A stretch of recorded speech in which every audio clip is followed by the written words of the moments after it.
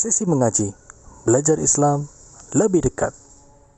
Assalamualaikum warahmatullahi wabarakatuh. Alhamdulillahirabbil alamin. Hamdan katsiran thayyiban mubarakan fih. Asyhadu an la ilaha illallah wahdahu la syarikalah wa asyhadu anna Muhammadan abduhu wa rasuluh. Allahumma shalli wa sallim ala nabiyyina Muhammad wa ala alihi wa ashabihi wa man tabi'ahum bisanin ila yaumiddin.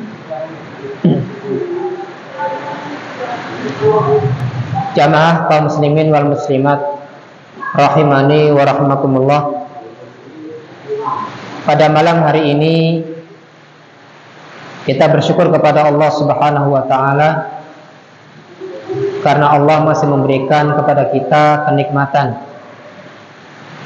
Di samping kita diberikan nikmat sehat, nikmat waktu luang, kita juga diberikan oleh Allah nikmat diturunkannya air hujan. Dan air hujan itu merupakan rahmat dari Allah Subhanahu wa taala, yang kita tidak boleh mencelanya, tidak boleh kita mencaci makinya. Itu semua adalah karena kehendak dari Allah Subhanahu wa taala. Sehingga ketika turun hujan, para petanilah yang sangat gembira, sangat bahagia. Pada bulan-bulan yang lalu, sawah mengalami kekeringan. Tidak ada petani yang membajak sawah. Samping rumah kontrakan itu kering. Tapi ketika Allah turunkan hujan, yang tanah itu menjadi becek, basah, dan bisa dibajak, sekarang banyak yang membajak sawah. Harusnya bersyukur kepada Allah Subhanahu wa taala. Jangan sampai kita diberikan nikmat oleh Allah Subhanahu wa taala malah kita berbuat maksiat, malah kita berbuat dosa.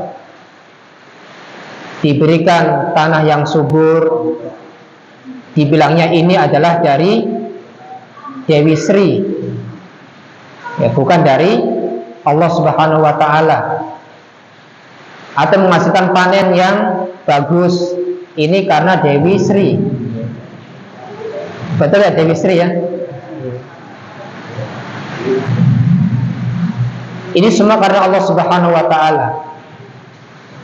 Jangan sampai diberikan nikmat kita membuat dosa dengan cara menyembahkan sesembahan, penyembelihan untuk selain Allah Subhanahu wa taala.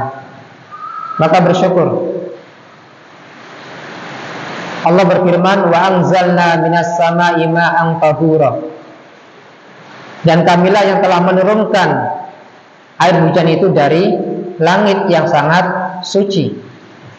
Air hujan adalah air yang sangat suci, digunakan untuk minum, mencuci pakaian, mencuci kendaraan, buat mandi, ya, dan sebagainya.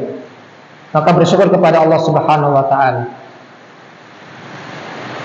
Dan turunnya hujan ini karena kita mengesahkan Allah Subhanahu wa taala dalam hal tauhid rububiyah. Dalam hal tauhid rububiyah. Karena salah satu perbuatan Allah itu menurunkan hujan. Kalau ada orang yang meyakini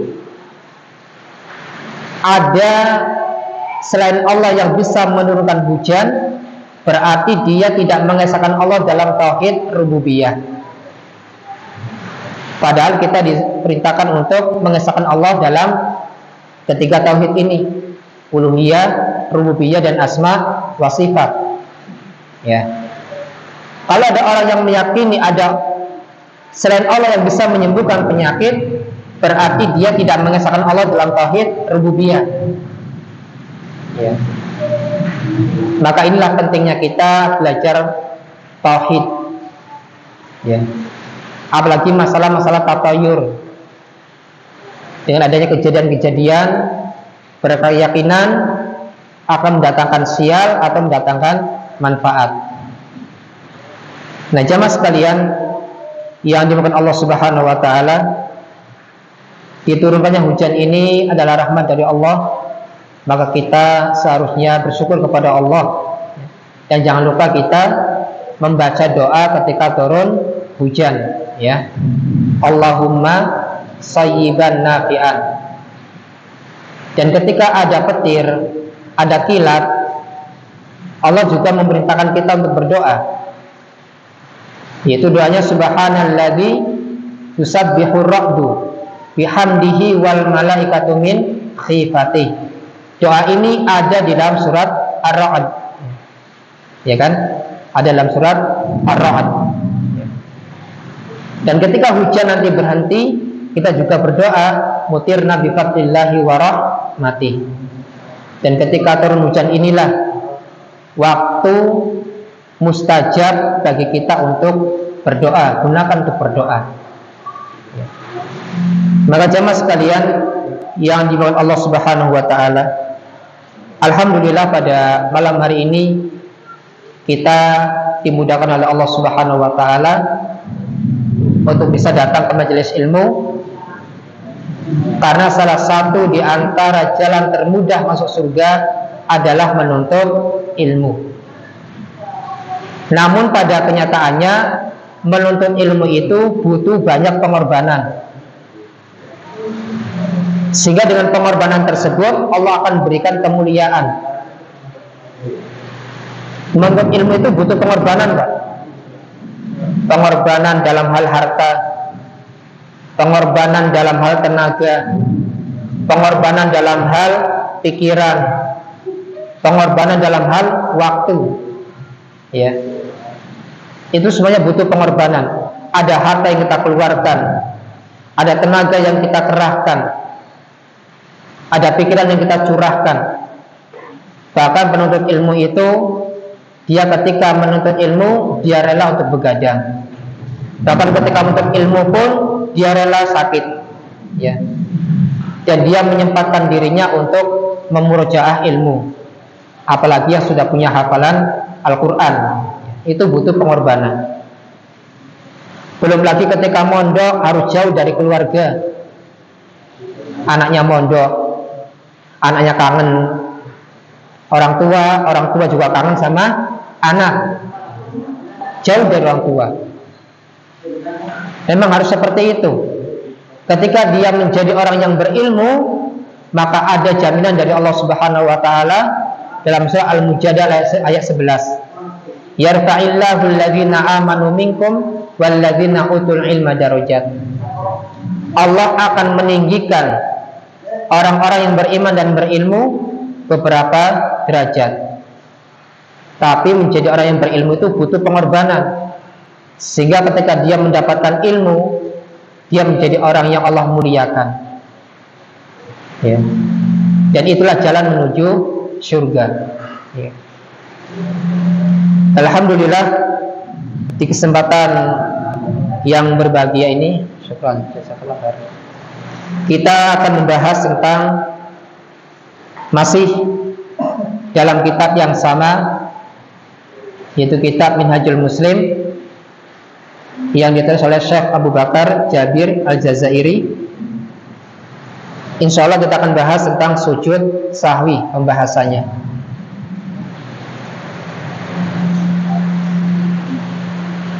Sujud sahwi, di sini ada pengertian-pengertian. Karena sahwu atau sahwi itu secara bahasa artinya lupa. Sahwu atau sahwi, bukan sawi, ya, sahwi artinya lupa, ya. Yaitu an-nisyan.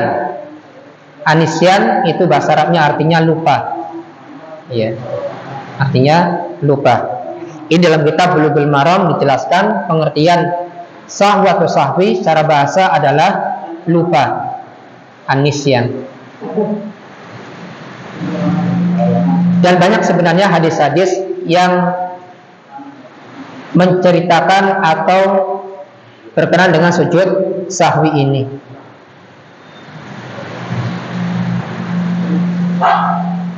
Dalam pengertian yang lain dijelaskan dalam kitab Bulughul Maram, ya. Sujud sahwi itu berarti sujud yang dilakukan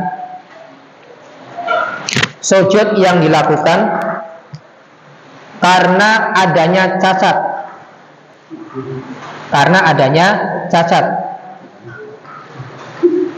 Atau kekurangan di dalam sholat, ya.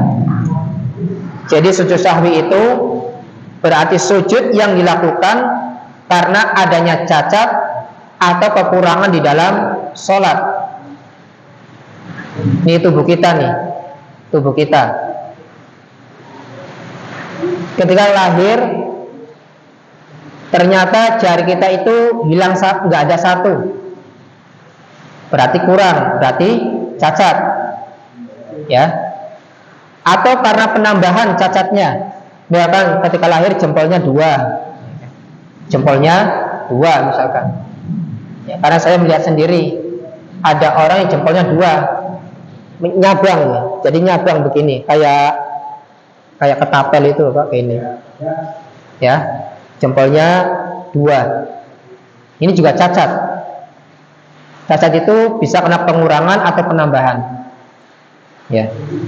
Berarti 1 jempol bonus, ya.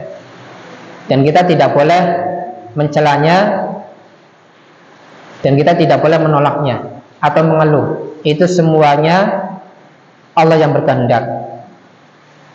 Dalam kondisi ketika lahir cacat ataupun ada penambahan, maka harus menerima, karena Allah punya nama dan sifat itu Al-Musawwir. Allah punya nama dan sifat Al-Musawwir. Atau apa itu Al-Musawwir? Yang paham, yang hafal 99 nama Allah, ya. Allah punya nama dan sifat Al-Musawwir. Al-Musawwir itu artinya Allah yang maha memberi bentuk. Allah yang maha memberi bentuk, rupa. Terserah Allah. Manusia itu mau dibentuk kayak apa, binatang seperti apa, itu Allah yang membikin, dan tidak usah protes, ya. Mau lahirnya kulitnya hitam, kulitnya putih, hidungnya pesek, mancung, kulitnya keriting, rambutnya keriting atau lurus, semuanya kehendak Allah Subhanahu wa taala. Dan dijelaskan di sini juga dalam kitab Bulughul Maram, ya. Sujud sahwi itu semua ulama termasuk mazhab Syafi'iyah, sujud sahwi itu hukumnya sunnah. Mungkin ada pendapat yang lain hukumnya wajib, tapi kebanyakan sujud sahwi hukumnya sunnah, ya.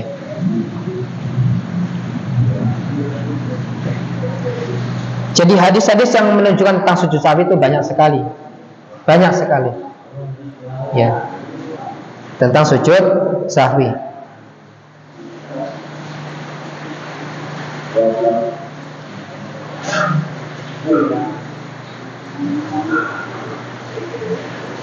Di zaman Nabi Shallallahu Alaihi Wasallam, Nabi ketika sholat, ya, sebelumnya tidak pernah lupa, ya, tidak pernah lupa bilangannya.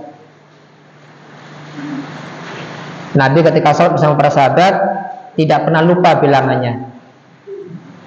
Tapi suatu ketika Nabi Shallallahu Alaihi Wasallam pernah sholat 4 rakaat, ya.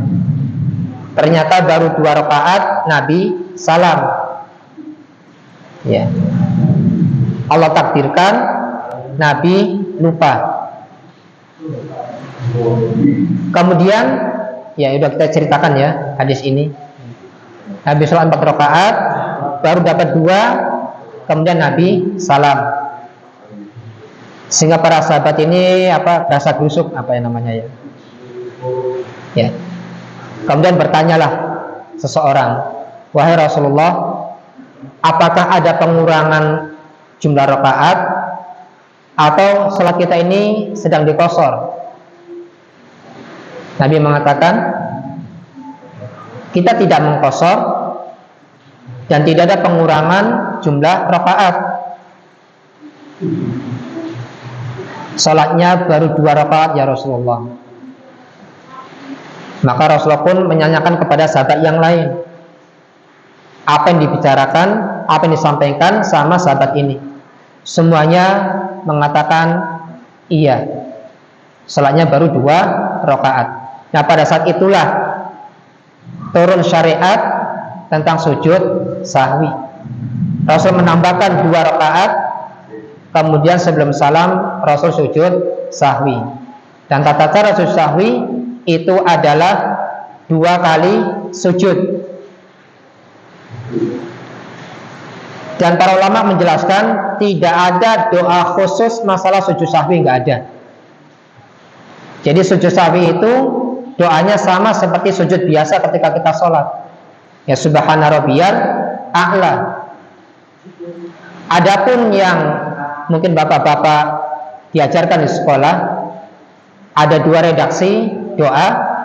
Subhanalladzi man la yanamu wala wala sahwu, ya. Wala yashu. Subhanalladzi man la yanamu wala yashu. Ada juga yang lain, subhana man la yanamu wala yashu. Ada 2 redaksi doa. Ternyata doa ini dua-duanya tidak ada satupun riwayat dari Nabi Shallallahu Alaihi Wasallam. Hadisnya dhaif. Seperti Ibnu Hajar sendiri mengatakan hadisnya dhaif. Ya, Ibnu Hajar itu pengarang kitab Fathul Bari, syarah kitab Sahih Bukhari. Beliau mensyarah kitab Sahih Bukhari itu menghabiskan waktu selama 25 tahun. Bayangin Pak, mengarang kitab Sahih Bukhari ya selama 25 tahun. Lah antum mensyarah kitab apa nih? Saya sendiri ya. Masya Allah. Itu Ibnu Hajar Al-Asqalani ya, selama 25 tahun menghabiskan untuk mensyarah kitab Sahih Bukhari yang dikenal dengan Fathul Bari. Kitabnya Masya Allah ada berapa jilid itu ya, 10 atau 10 lebih itu. Kapan kita bacanya ya? 1 jilid aja nggak sampai-sampai ya. Itu harusnya dhaif, tidak bisa diamalkan. Yang benar, tidak ada doa khusus tentang sujud sahwi. Doanya sama seperti sujud biasa, subhana rabbiyal a'la ya, 3 kali.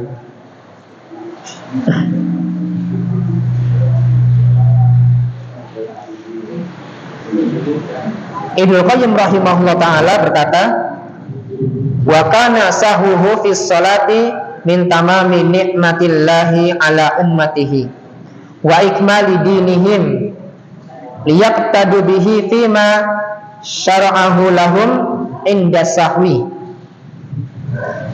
Imam Ibnu Qayyim berkata, lupanya Nabi Shallallahu Alaihi Wasallam, ya, lupanya Nabi di dalam sholat ini menunjukkan akan sempurnanya nikmat Allah Subhanahu Wa Taala pada umatnya dan sempurnanya agama Islam, sehingga syariat ini bisa diikuti oleh umatnya saat mereka lupa. Karena pasti setelah Nabi itu akan ada imam-imam atau orang-orang yang pasti lupa ketika dia mengerjakan sholat baru dapat berapa rakaat. Masya Allah ya, ini kesempurnaan nikmat Allah. Dan Allah mengetahui keadaan hambanya ya. Ini menjadi syariat. Tapi banyak sekali imam-imam yang tidak ngerti tentang sujud sahwi. Betul apa benar, Pak?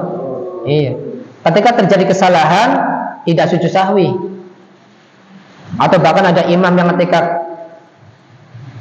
kesalahan di dalam sholat malah mengulangi dari awal.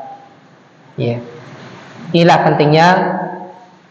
Jadi sudah kita jelaskan syarat menjadi imam itu apa? Yang pertama, orang yang paling bagus bacaan Al-Qur'annya, paling bagus, hafal yang paling banyak, ya. Kemudian yang kedua, orang yang paham agama, paham tentang hukum-hukum tentang masalah sholat, sehingga ketika terjadi kesalahan di dalam sholat tahu apa solusinya. Bukan jadi imam, terjadi kesalahan bingung solusinya apa, ya. Malah mungkin pinteran makmumnya, ya. Sujud sahwi, gitu. Ya. Sujud sahwi Pak Imam, sujud sahwi. Malah tanya, apa itu sujud sahwi? Nah, kan repot, ya. Banyak hadis-hadis dan perkataan para ulama tentang sujud sahwi. Maka di sini akan kita baca dalam kitab Minhajul Muslim ini tentang sujud sahwi. Tadi sudah kita jelaskan ya pengertian tentang sujud sahwi ya. Secara bahasa artinya apa tadi? Lupa. Pengertian yang lain adalah sujud yang dilakukan karena cacat atau kekurangan di dalam sholat. Ya. Kata Syekh Abu Bakar Jabir Al-Jazairi, bagi seseorang yang lupa dalam sholatnya sehingga dia menambahkan jumlah rakaat atau sujud atau yang lainnya, bisa menambah jumlah rakaat atau bisa mengurangi jumlah rakaat, atau sujudnya kurang atau sujudnya lebih. Kalau sujudnya lebih, kayaknya nggak mungkin. Sujud 3 kali itu jarang sekali yang melakukan kesalahan sujud 3 kali. Adanya yang kesalahan itu sujud baru sekali. Iya. Pernah lihat Pak sujud 3 kali? Belum. Atau kalau sujud sekali? Pernah. Kadang kita sendiri kita sujud pun kita lupa ini sujud yang pertama atau yang kedua. Itu karena khusyuknya mungkin. Khusyuk mikirin dunia. Khusyuk mikirin dunia. Iya.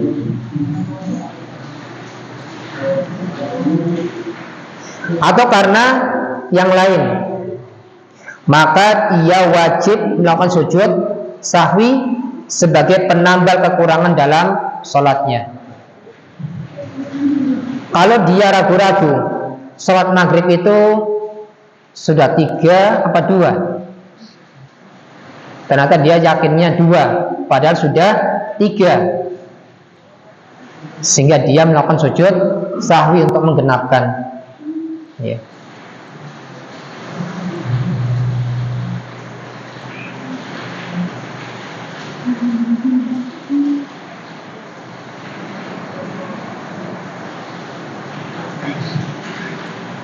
Maka dia wajib melakukan sujud sahwi sebagai penambal kekurangan dalam sholatnya, yang dilakukan sebanyak 2 kali setelah sholatnya sempurna. Di dalam kitab Pensyarah Bulughul Maram, beliau menjelaskan bagi seseorang ada 2 pilihan. Silakan mau sujud sahwinya itu sebelum salam atau setelah salam, dikasih pilihan. Tetapi jelaskan kembali ya, sebelum salam ketika terjadi pengurangan di dalam sholat. Sujud sahwi dilakukan setelah salam itu ketika ada penambahan di dalam sholat, sehingga kita kadang bingung, aduh, kita kalau nggak menentukan sebelum atau sesudah sujud sahwi itu, ya, kita melakukan sujud sahwi sebelum atau sesudah salam, kita kadang bingung, aduh, pilih yang mana? Maka pilih, kalau kekurangan maka sebelum salam, Kalau penambahan maka setelah salam.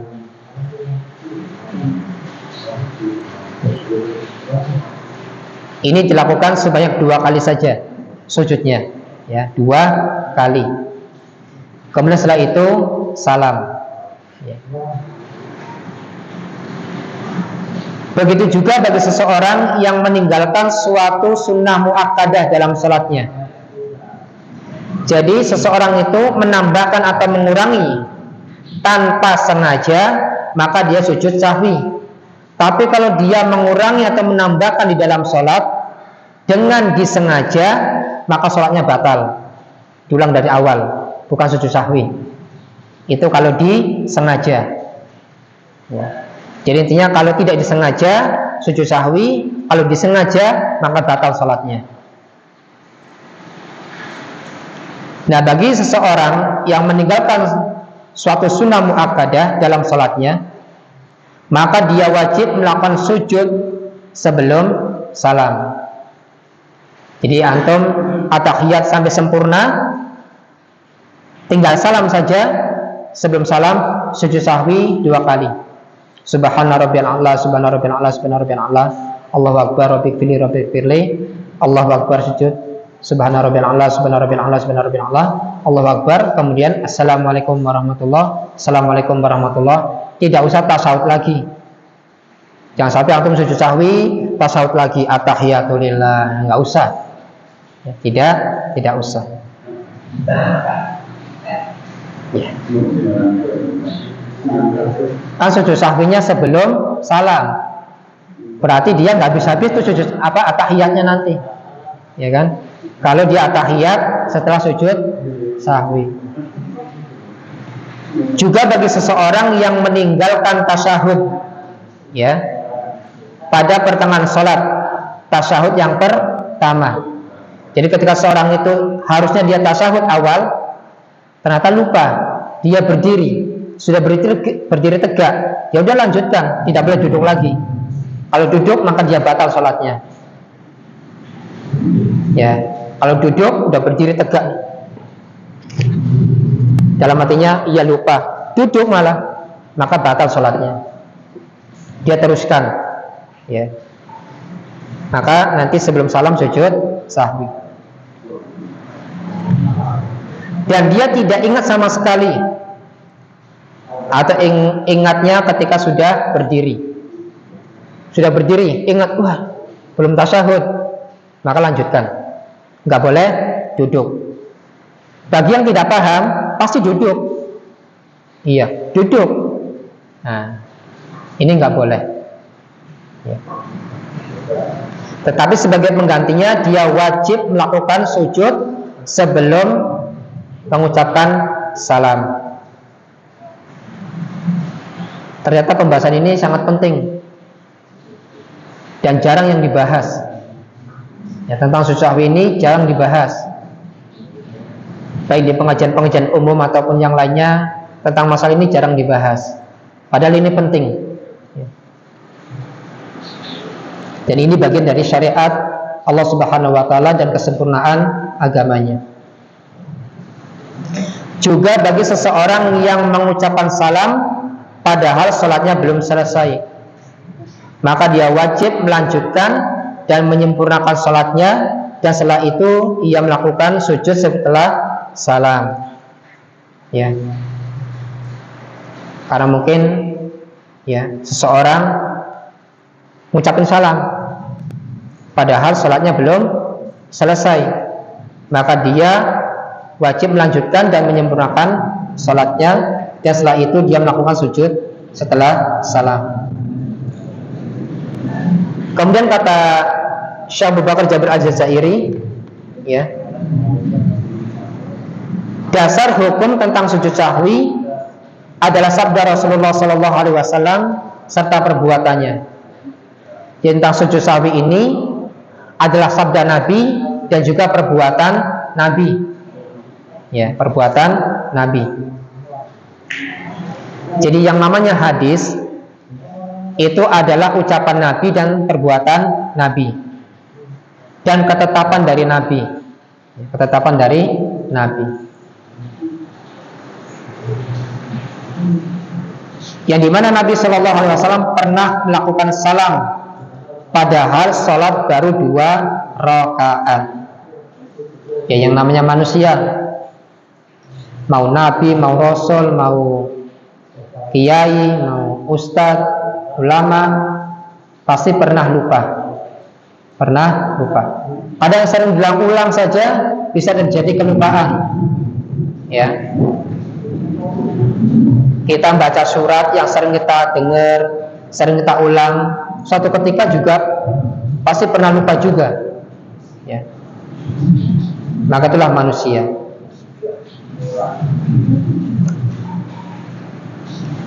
Kemudian Nabi Sallallahu Alaihi Wasallam ketika dia pernah melakukan kesalahan atau lupa dalam salatnya, dia baru dapat 2 rakaat kemudian salam.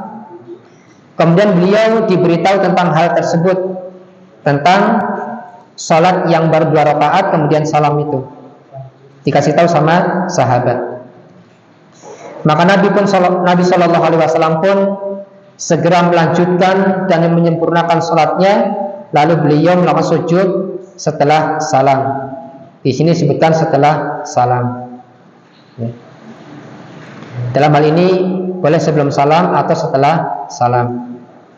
Tapi di sini disebutkan di buku ini, ketika Nabi terjadi kesalahan, ya lupa, baru dapat 2 rakaat, Nabi sujudnya setelah salam. Ya. Jadi ada perbedaan ulama. Ya. Pendapat ulama yang mengatakan sujud sahwinya sebelum salam semuanya. Bahkan ada ulama yang lain setelah salam.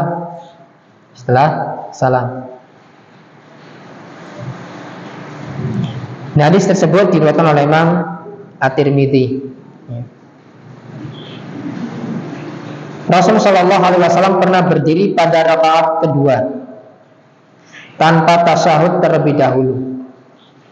Lalu beliau melakukan sujud sebelum salam. Saya bersabda, "Idza syakka ahadukum fi salatihi falam yadri kam shalla atsalatan aw arba'an falyatrahi syakka wal yabni ala mastayqana summa yasjudu sajdataini qabla an yusallima fa in kana shalla khamsan syafa'na lahu salatahu wa in kana shalla itmaman li arba'in kanata targiman lisyaitani. Dalam hadis yang diriwayatkan oleh Imam Muslim, jika salah seorang di antara kamu ragu dalam salatnya dan dia tidak mengetahui apakah salatnya itu baru 3 rakaat atau sudah 4 rakaat, maka hendaklah dia membuang keraguan-raguannya dan berpegang kepada jumlah rakaat yang dia yakini. Saya udah dapat 3 apa 4 ya? Diingat-ingat, gak ingat juga. Pakai perasaan masih ragu-ragu juga. Kayaknya udah 3, kayaknya udah 4. Bingung dia. Berdiri terus sampai 5 menit. Mikirin itu 3 atau 4. Iya. Ya. Atau mungkin pernah seperti itu, mikir sambil baca Al-Fatihah sambil ingat-ingat 3, 4, 3, 4. Kalau 5 nggak mungkin.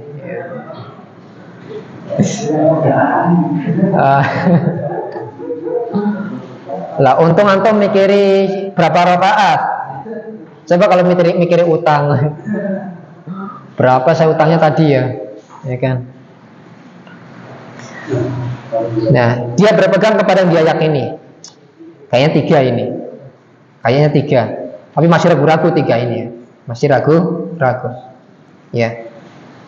Ini bisa terjadi. Dalam kondisi seperti ini, ya, dia yakini, bukan dia nggak ingat ya, tapi diyakini. Dia ingat-ingat itu nggak ingat juga, tapi diyakini kayaknya Yang namanya kayaknya itu bisa kemungkinan benar, bisa salah. Kayaknya 3 ini. Kayaknya 3. Padahal baru 2 atau sudah 4 misalnya. Dalam kondisi seperti ini, kemudian dia melakukan sujud 2 kali sebelum salam karena keraguan. Ya. Sujud sahwi sebelum salam. Jika dia telah melakukan rakaat salat sebanyak 5 rakaat, maka sujud tersebut menggenapkan rakaat salatnya. Dan jika ia telah melakukan rakaat salat untuk menyempurnakan rakaat keempat sebanyak 4 rakaat, maka kedua sujud tersebut untuk membuat syaitan marah. Adanya sujud sahwi tujuannya adalah apa? Agar membuat syaitan marah. Karena yang membuat lupa kita di dalam sholat itu adalah karena syaitan. Memang syaitan ini walaupun nggak kelihatan tetapi godaannya luar biasa. Iya. Kita sholat pun ya kadang nggak khusyuk. Wis mikiri dagang sayur, wis mikiri ke pasar, wis mikiri kerjaan numpuk ya, wis mikiri nyangkul, aduh wis macam-macam ya. Belum beli apa ya.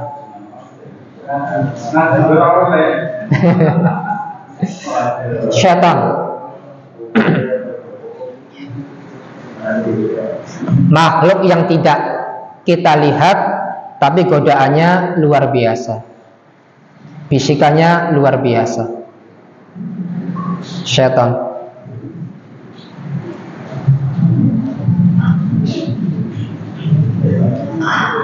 Kemudian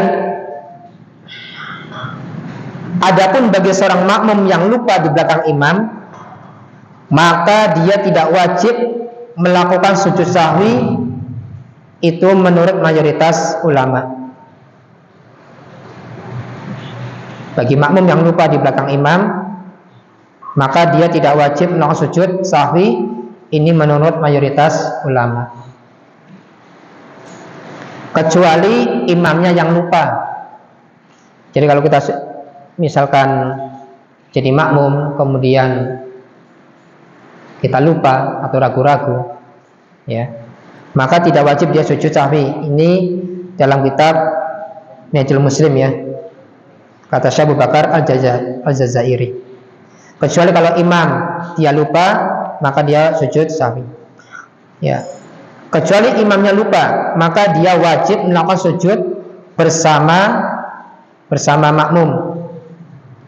Karena dia wajib mengikuti imam. Makmum wajib mengikuti imam.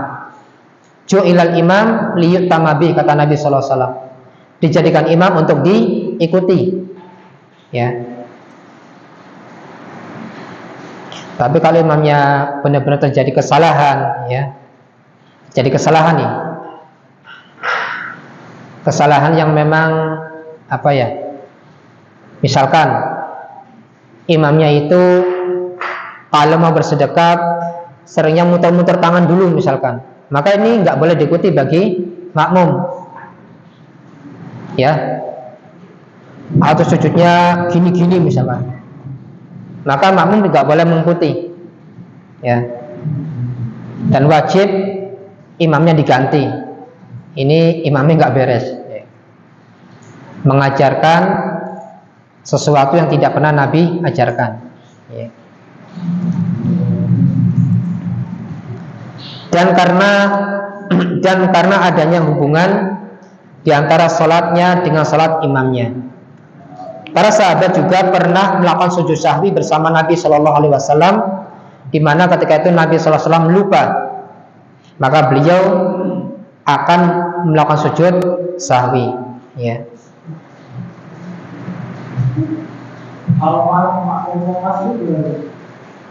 Makmumnya masbuk.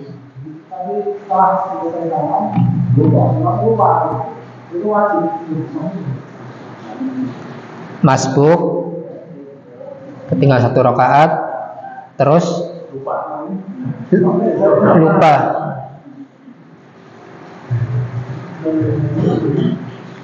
Nah, karena dia sudah salat sendirian, maka untuk kehati-hatian maka dia sujud sahwi. Sujud sahwi. Ya. Kalau imam misalkan diingatkan atau ada harusnya, tapi ada penambahan rakaat. Iya. Itu ternyata imamnya Kokoh tetap. nggak tahu susah itu kan salah juga. Kita yang sudah itu susah sendirian atau Ya, imamnya diingetin. Pertama imamnya diingetin. Ya, iya. Imamnya mungkin karena kurangnya ilmu ya imamnya ya. Iya. Maka makmum yang ngerti wajib mengingatkan imamnya, Pak, tadi sholatnya 5 rakaat. Sedangkan kalau terjadi kesalahan diperintahkan sujud sahwi. Diingetin, ya. Diingetin. Maka suruh sujud sahwi, nanti kita sebagai makmum ikut sujud sahwi. Kalau imamnya ngeyel, gak mau sujud sahwi misalkan, ya sudah, makmum tidak usah, ya, dosanya ditanggung imam.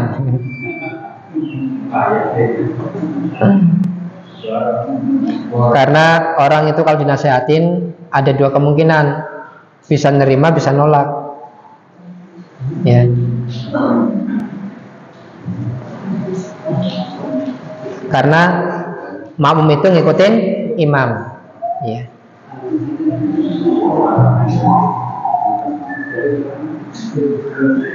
Atau bisa juga mengangkat satu orang dijadikan imam untuk sujud sahwi, kemudian diikutin sama yang lainnya. Enggak. Iya. Enggak. Langsung sujud sahwi.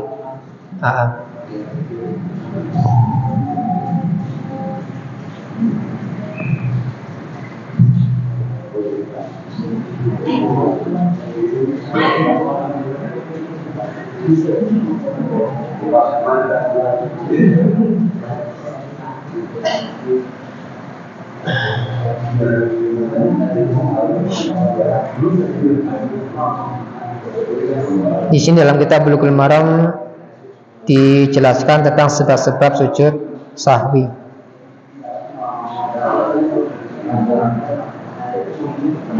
Insyaallah mungkin setelah Isya kita lanjutkan sedikit ya. Apa sudah? Sudah aja. Ini juga sudah selesai dalam kitab Minhajul Muslim ya. Ya. Ayo jawab. Ya wis. Kita cukup sampai di sini. Insyaallah kita salat Isya berjamaah. Subhanakallahumma bihamdika asyhadu an la ilaha illa anta astaghfiruka wa atubu ilaik. Assalamualaikum warahmatullahi wabarakatuh. Bismillahirrahmanirrahim. Assalamualaikum warahmatullahi wabarakatuh. Alhamdulillahirabbil alamin wassalatu wassalamu ala Rasulillah wa ala alihi wa ashabihi wa man tabi'ahum bi ihsanin ila yaumiddin.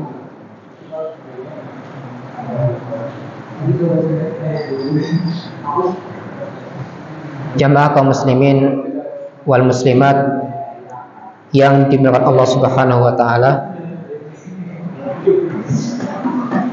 Alhamdulillah atas nikmat dari Allah kita lanjutkan sedikit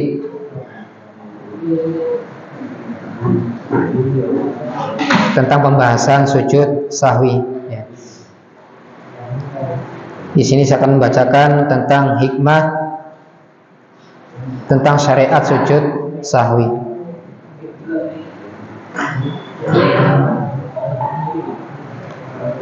Apa hikmah disyariatkannya sujud sahwi? Yang pertama, tidak ada yang selamat dari sifat lupa. Tidak ada satupun manusia yang selamat dari sifat lupa. Ya, kita pernah lupa.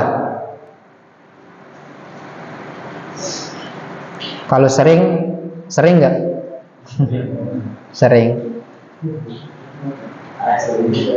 Antum mau masuk kamar saja sudah pengen ngambil sesuatu, sudah masuk ke kamar bingung. Tadi mau ngambil apa ya? Bingung. Bahkan anak-anak pun tidak lepas dari sifat lupa. Dari rumah sudah diingat-ingat, beli terasi. Udah nyampe warung lupa. Balik maning ning rumah, ya. Bu, tadi beli apa, Bu? Ya. Dan kita pun ketika kecil seperti itu pernah. Ya, saya sendiri, antum juga ya pernah. Ya. Mungkin saja sifat lupa muncul saat melaksanakan sholat. Karena Nabi SAW sendiri pernah lupa dalam sholat, di mana beliau kurang dalam jumlah rakaat. Itu yang pertama, hikmahnya. Hikmah yang kedua tentang syariat sujud sahwi ini, menggapai ridho Allah yang Maha Pengasih dengan menyempurnakan ibadah dan ketaatan. Ya. Dengan ajaran sujud sahwi itu menunjukkan ketaatan kepada Allah Subhanahu wa taala dan mengikuti Rasul sallallahu alaihi wasallam. Dan yang terakhir, di antara hikmah syariat sujud sahwi adalah menghinakan syaitan. Yang menghinakan syaitan itu hikmah syariat sujud sahwi, menghinakan syaitan, karena dengan sebab syaitan lah yang menyebabkan manusia itu lupa. Ya. Dengan lupa itu menjadi ragu-ragu. Dengan lupa itu menjadi kurang. Dengan lupa itu menjadi bertambah, ya. Di dalam sholat kita terjadi pengurangan, penambahan karena lupa. Bahkan lupa bisa menimbulkan keraguan karena lupa. Ya. Maka itu dari hikmah syariat sujud sahwi. Alhamdulillah, Allah Subhanahu wa taala berfirman dalam surah Al-Maidah ayat 3, "Al-yauma akmaltu lakum dinakum wa atmamtu 'alaikum nikmati wa raditu lakumul Islam madinah." Pada hari ini telah kusempurnakan bagimu agamamu dan telah kucukupkan nikmatku atasmu dan telah kuridhoi Islam itu menjadi agama bagimu. Ya. Disempurnakan Islam, sempurnakan nikmat, dan diridhoi Islam itu menjadi agama bagi kita. Masya Allah.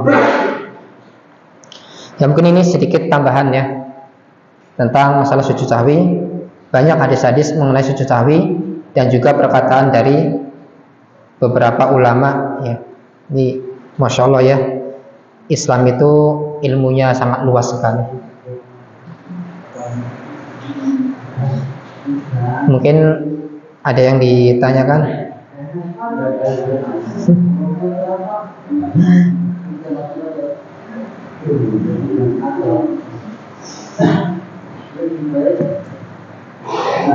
Iya, syukur.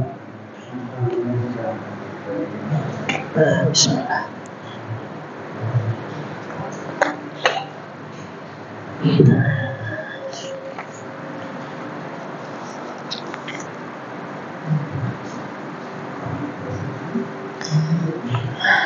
Assalamualaikum warahmatullahi wabarakatuh.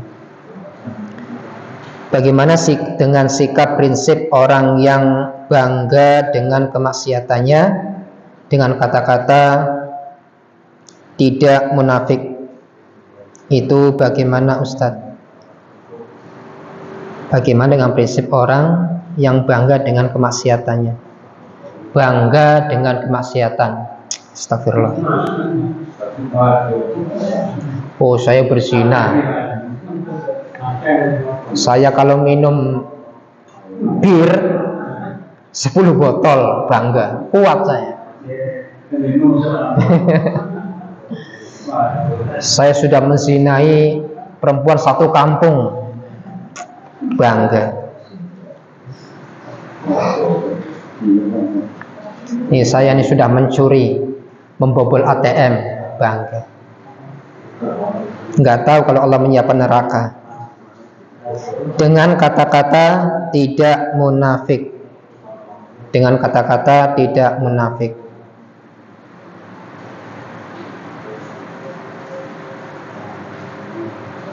Mungkin di sini dia bangga dengan kemaksiatannya. Dia mengatakan mungkin dengan kata-kata saya bukan munafik, itu Pak ya? Saya bukan munafik.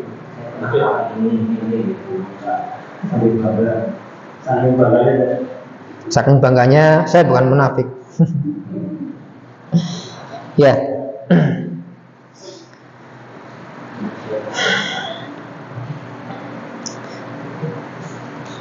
Maksiat ya, itu semua kita pernah melakukan.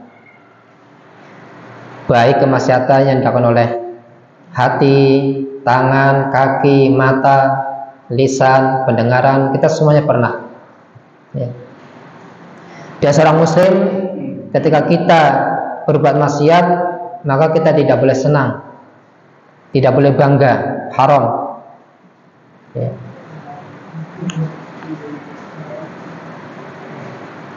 Saya sudah mencuri 1 miliar punyanya Mas Ihsan, bangga dia mencuri uang yang banyak. Saya kemarin baru ngambil emas ya, 5 kilo, bangga. Nah, orang yang menceritakan kemaksiatannya sebenarnya dia sedang menceritakan aibnya sendiri. Orang itu kalau sudah berbuat maksiat sudah diam. Cukup antara dia sendiri dan Allah yang melihat, nggak usah ceritakan. Jadi ingat teman dulu waktu kerja bangunan ya. Gara-gara menceritakan kemaksiatannya dulu kepada calonnya nggak mau, nggak jadi. Nah, kata saya, tak nasihatin, yang sudah lalu nggak usah ceritakan ya. Buat apa diceritakan ya. Kemaksiatan udah tutupin ya, aib sendiri tutupin, nggak perlu ceritakan kepada calonnya. Akhirnya nggak jadi nikah. Nah, seseorang nggak boleh ya berbangga dengan kemaksiatan dan menganggap dia itu bukan munafik. Sebenarnya sifat munafik ini Nabi memberikan 3 kriteria ya tentang masalah munafik. Ayatul munafiki salatun. Idza hadatsa kadzaba, wa idza wa'ada akhlafa, wa idza tumina khana. Ini sifat ciri orang munafik. Apabila dia berkata selalu berdusta, bohong ya. Dan apabila dia berjanji sukanya mengingkari. Dan apabila diberikan amanah sukanya berkhianat. Orang kalau sudah berjanji maka ditepati, selama itu tidak ada halangan. Nah, menepati janji ini penting ya. Ini sebagai kepercayaan. Sebagai kepercayaan.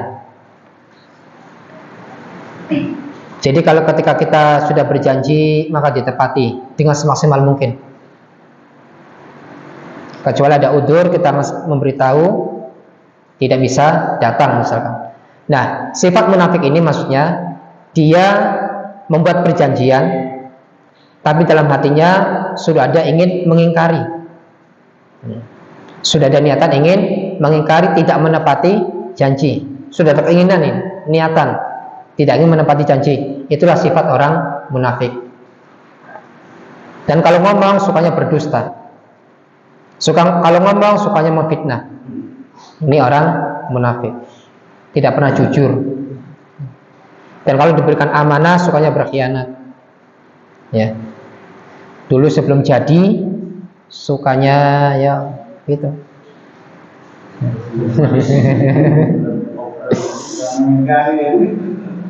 Itulah bedanya pilkada sama pilkab. Kalau pilkada, kalau udah jadi lupa.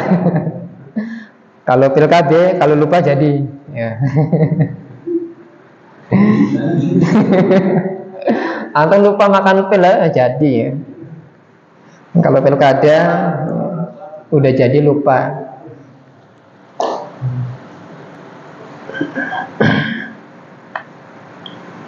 Ya tentunya ini bukan munafik ya, tapi fasik. Orang berbuat kejahatan, berbuat keburukan, dia senang. Ini orang fasik, orang fajir, orang buruk, ya, orang jahat. Mereka para sahabat itu kalau berbuat kemaksiatan, dia sangat bertobat kepada Allah Subhanahu wa taala.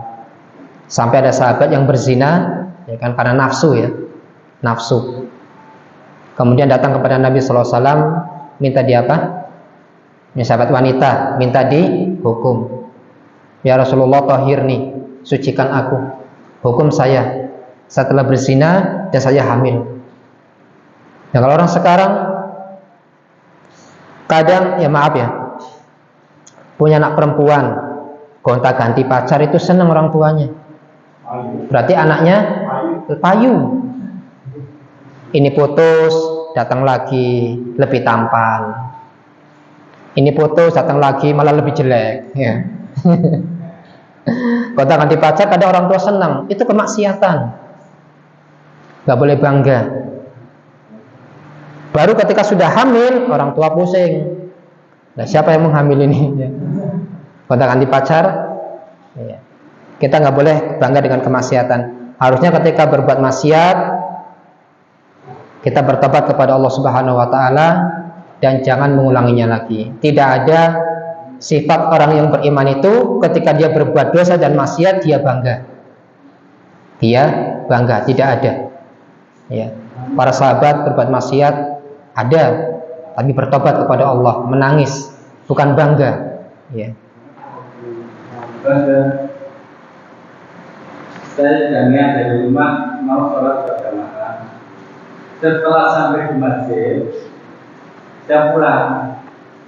Ini sholat saya di rumah itu masuk mengikuti jamaah di masjid atau apa itu namanya, dapat berapa? Iya. Masalahnya ada yang menegaskan kalau mau sholat di rumah datang melingkari itu masjid atau rumahnya, biar selalu sampai ke masjid.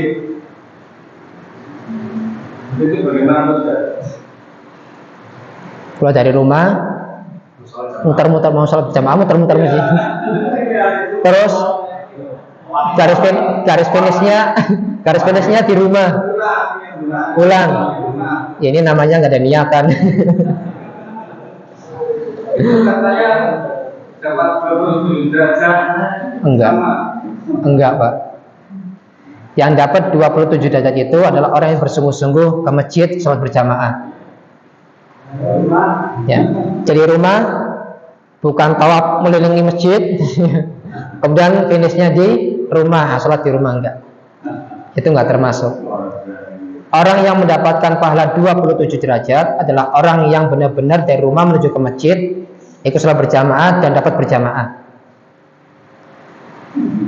Tapi kalau dia ke masjid ingin berjamaah nih, dia adzan, ternyata nggak ada yang datang, saya cuma sendirian, qomat sendiri, ngimami makmum badan sendiri, ya, karena dia sudah niatan di jamaah, maka dia dapat pahala 27 derajat itu.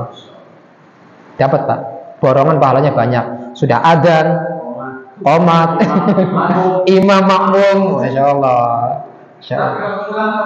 Nah? Kalau pulang karena ada orang yang malas. Kalau saya sholat di masjid, ya berarti nggak dapat keutamaan 27 derajat. Berarti dia termasuk sholat sendirian di rumah dapatnya 1. Masuk dengan tembok udah pulang.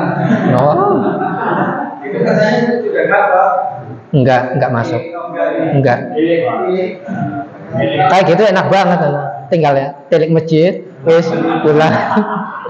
Nanti dulu telik masjid lagi, pulang. Nanti disangkanya orang nggak waras. Nah ini orang gimana? Nengok masjid pulang lagi. Keduanya berbeda. Ini mungkin dia melakukan kono terus.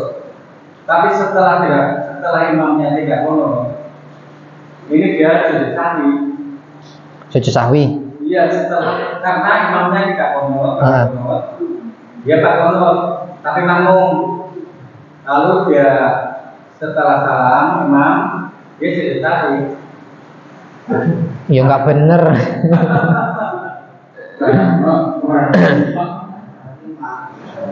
Ya.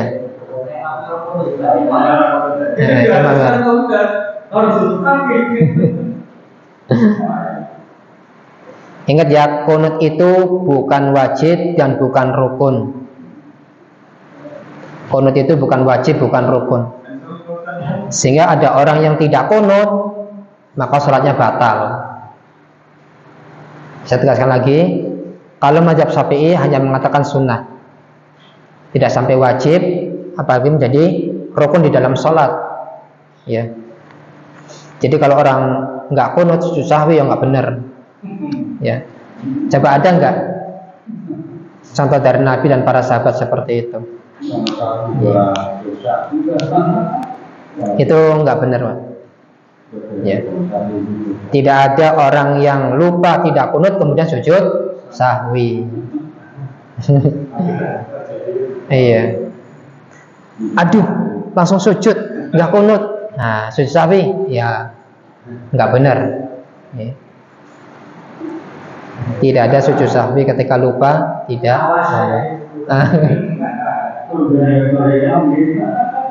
Mengenai sujud sahwi ketika posisi jadi imam, lupa tasawuf awal berdiri juga begitu. Samaannya kalau terus ini posisi imam ini kalau misalnya duduk kembali batal. Iya. Nah, ini bagaimana untuk Ya makmumnya ikut sama imam, berdiri lagi.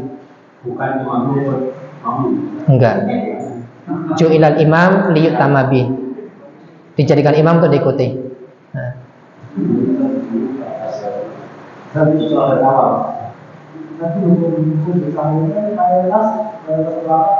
Sunnah.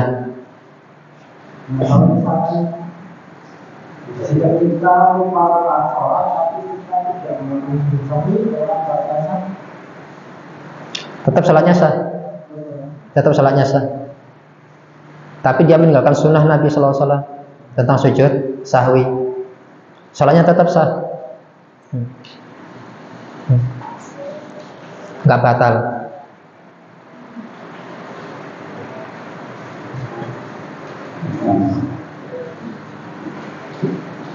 Lanjut apa terus?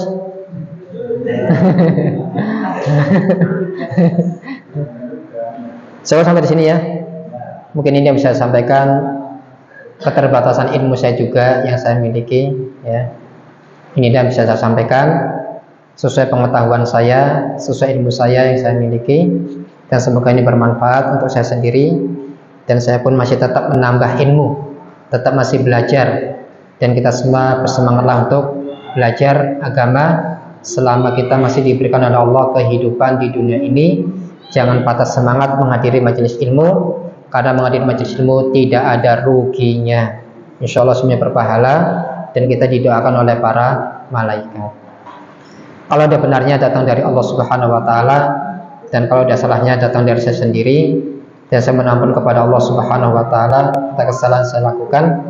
Kita tutup dengan doa kafaratul majelis. Subhanakallahumma wa bihamdika asyhadu an la ilaha illa anta astaghfiruka wa atubu ilaik. Allahumma inna nas'alukal huda wat tuqa wal afaf wal ghina wa akhiru da'wana alhamdulillahi rabbil alamin. Wassalamualaikum warahmatullahi wabarakatuh.